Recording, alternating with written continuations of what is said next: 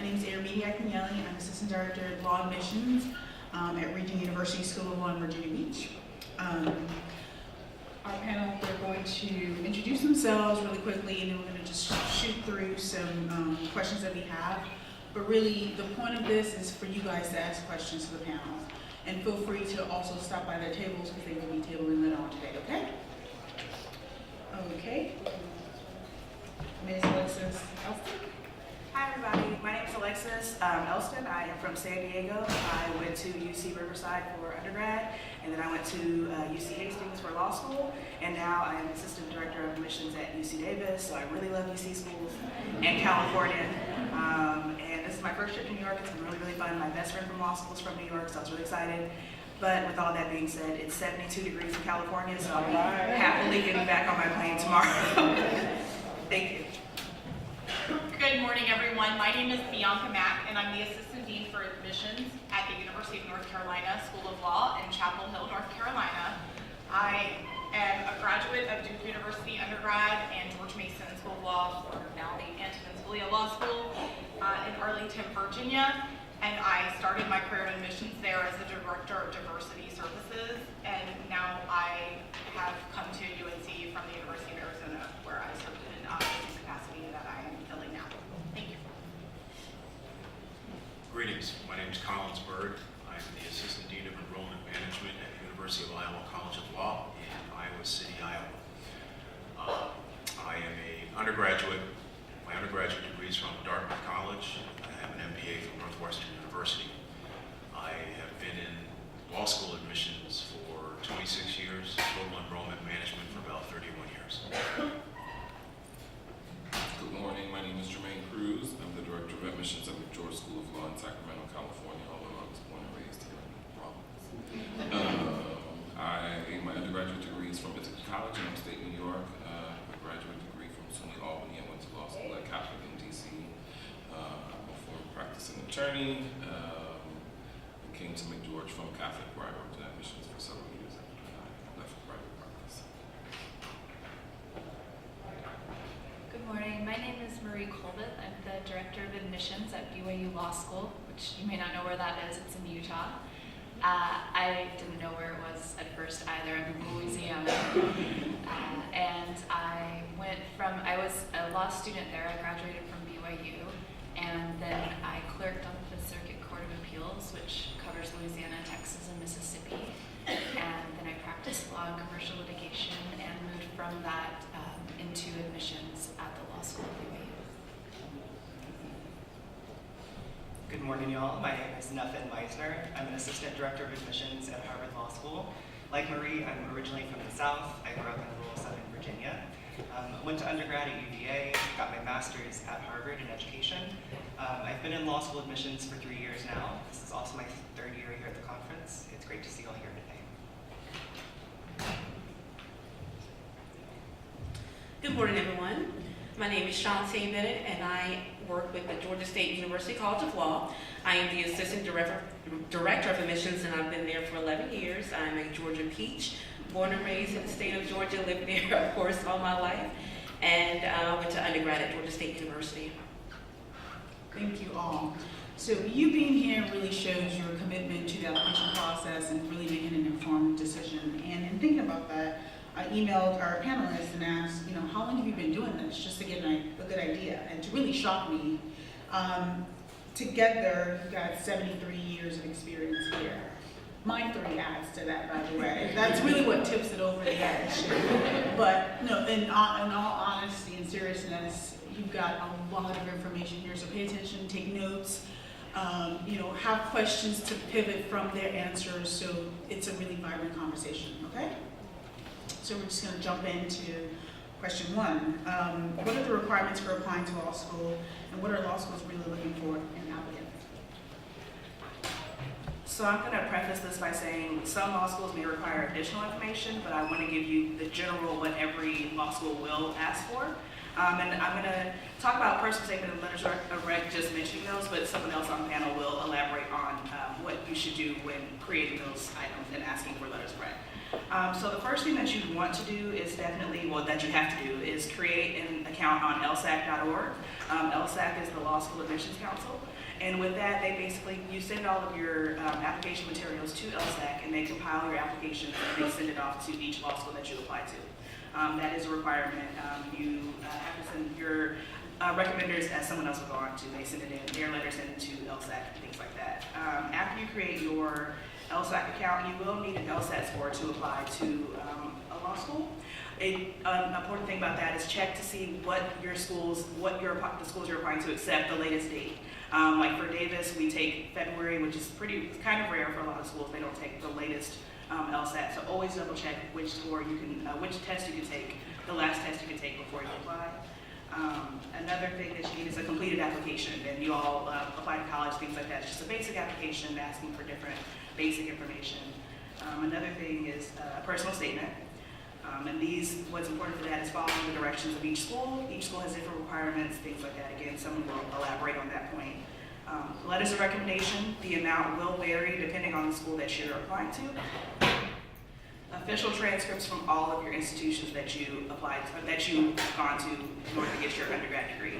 I always get people that ask if we look at, if you went to community college first and your final for your actual undergrad afterwards, we look at everything, we do receive everything, and if you are a current student now, you would just send us your updated transcripts after you're done with your last year of undergrad. And another thing that you need is a resume. No one really says how long. Some schools say how long. 1 to 2 pages, and that's just for life. I say you should just do 2 pages. 2 pages is actually kind of stretching it too. You have to think there are people that have been working for like 40 years that have 1-page resumes. I read one last year, someone had a 6-page resume. They were younger than me. I'm not that old, so I was like, okay, that's interesting. But 1 to 2 pages is definitely what you should be aiming for. And as far as, there are also some additional supplemental materials that you may be able to turn in with your application. One of those things would be a diversity statement. Most schools don't require a diversity statement, and you also, I know sometimes it may feel like because you're a minority, you have to do a diversity statement. I didn't do a diversity statement, I still got to go to law school, so you don't have to do one, but again, if you feel like you should do one, read the prompt, what they're asking for. If you feel like it resonates with you, definitely write a diversity statement. Another one, you could also potentially write addenda, and when you would possibly write one of those, that would be when you have maybe something to explain your GPA, if you had a large gap in your education, possibly explaining LSAT scores or canceled scores, things like that. But again, check with your school for the requirements. I know for Davis, we only take, with your personal statement and your addenda, 4 pages maximum. So if your personal statement is 3.5 pages, you can write a half-page addendum. You have to keep in mind we all read thousands of applications, so that's why it's very important to follow the directions as far as page numbers and things like that. Of course, we'd love for you guys to be able to tell us everything that you want, but it already takes us some time to get through the applications as it is. And another thing, the next question was, what are schools looking for in applicants? My main point was that there's no perfect applicant. Everyone is different. What schools look for is someone that's passionate about whatever it is that they're doing. And just being honest, if you tell us that you love volunteering and that you give all of your time doing all these things outside of school, and then we look at your resume and then there's nothing like that in the resume, that might draw some red flags. So just be genuine, and we just look for really someone who's a good match for the university, and every university is different. So we like to see someone that we know will come in and thrive in the environment and actually enjoy being a student at these schools. Thank you. Thank you. Okay, next. Are there any major/minors or activities that law schools prefer or look for in candidates? Okay, so once again, I'm going to keep this really general, but you will have the opportunity to speak to law school reps during the fair. It's scheduled for 11 to 2, so I'm not sure when that'll happen, but really make sure that you visit tables for individual institutions that you're interested in. But for most of us, there is not really a major that we prefer. For example, at my school this year, the incoming fall class came from 46 different majors. So we like students who have varied backgrounds. I will say that when we look at your transcripts, it might be nice to have courses that require you to use intensive writing skills or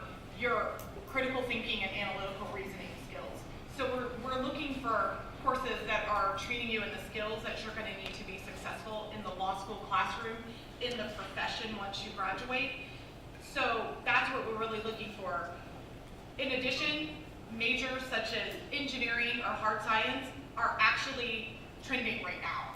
Those are great technical skills that for an area such as intellectual property are not just important, but they're necessary. If you don't have them, you cannot be a patent attorney. So there are some areas that actually make you a really good fit for law school that I think traditionally they haven't been thought of that way. And activities, I think Alexis just mentioned volunteering or whatever you're passionate about. Like I said, if it adds to who you are and your genuine, authentic self, that's going to add to our community once you're a student and also as a lifetime alum. So we really want to know who you are, and the extent that you can share that with us, that's going to help us add to the objective factors, that LSAT and that GPA. Everybody's going to have one of those. Everything else is what distinguishes you as a human being, and that's what we're trying to determine when we're making admissions decisions. Thank you. Okay. Next question. What is rolling admissions? What are the benefits to applying early? Any thoughts for applicants who may be applying late in the current cycle? That would be me. Let me explain the three different types of admissions processes, because you're going to find rolling admission to dominate the law school admissions world. There are two others that you might run into, depending on the individual school. There is this process called batched, and that's where all the applications come in by a certain date. A law school tells you you have to submit your application by January 1st, and then they send out all of their decisions on the same date, let's say March 1st, and then you have until April 1st to tell us whether or not you're going to go to that school or some other place. But that's called batched. Everyone applies by a certain date, they send the decisions out on a certain date. Then there's rolling batched, and this is for, you may find this at schools that have a January or spring semester start date. Rolling batched is you apply by September, you'll hear from us by the end of October. If you apply by November 1st, you'll hear from us by the end of December. If you apply by January 1st, you'll hear from us by the end of March. Rolling batched, okay, it's like little 2-month segments. For schools that have a January entry date for the first year class, you might find something like that. But rolling admission is what you'll find at the vast majority of the schools. And that's where if you apply by a certain date, we're going to make that decision depending on how quickly the file is read, say within a month. And we just keep on rolling, literally rolling, and making decisions as we go until we think we've offered admission to the number that we need. Now, there's a certain number of offers that we have to float out there to fill our classes, and it's usually anywhere from 4 to 6 times more people than we need, depending on our yield. 4 to 6 times more than we actually need to fill the class, because we know you all are applying to, on average, 6 to 7 law schools. Some apply as many as 25. I wish I had their money, unless they're getting a fee waiver or something. But rolling admission is what you'll find at most schools. Because most schools work in a rolling admission basis, there are some significant benefits to applying early. The first thing is you get your application in, and you don't have to worry about it. It's in with us, it's going to be safe with us, it may be complete, or for many schools, the only thing we're waiting for is the LSAT score. So it's in and it's safe. If anything is missing, you have time to find it. One of the big advantages of applying early is if there's a letter of recommendation that is not there, or you want to add an addendum, or maybe possibly revise your personal statement, you have time, if you're applying early, to do that. We have plenty of room in the class. This is the third big advantage. Like I said, we have a certain number of offers that we can offer admission to, a certain number of people that we can offer admission to, before we literally have to stop and kind of see how that number settles down to our entering classes. And then we decide whether or not we need to go to the wait list and do some other things. So if you apply early, there's plenty of room in the class. Usually, and it's just my experience, usually sometime around beginning of February, sometime maybe mid to late February, that's when I start taking a very close look at the number of offers of admission that I have floated out there, because I have to be very careful not to overload the size of the entering class. I have a set number and an estimation of what my yield is going to be. So applying early means I don't have to worry about room. If you apply as early as you can to the schools that you're interested in. Definitely apply early because there's going to be plenty of room. The final thing, and this may be a really big one, scholarship money. Every year, people apply late in the cycle, and by the time we have offered admission to these individuals, we have run out of scholarship money. Now, this will vary depending on the school that you are interested in, whether it's a public school or a private school. Many public schools have a more limited amount of scholarship money available because it's public, versus private schools that have bigger budgets and more flexibility in how they use that. But if you apply early, and by early I mean for some schools it could be as early as no later than December 1st. For other schools it's no later than, let's say, the end of January, end of February. Call the schools that you're interested in, because if you apply late and you're offered admission, we may have run out of scholarship money, and then you're really going to be in a tough spot. You've got the offer of admission, but now you're trying to figure out how to pay for it. And in a situation like that, you may have to wait for someone who did apply early and did get a scholarship to turn us down. Then we can take that money and reward it to you, but it has to become free. We may have to wait until March before that happens, maybe even sometimes after April 1st. And remember, April 1st.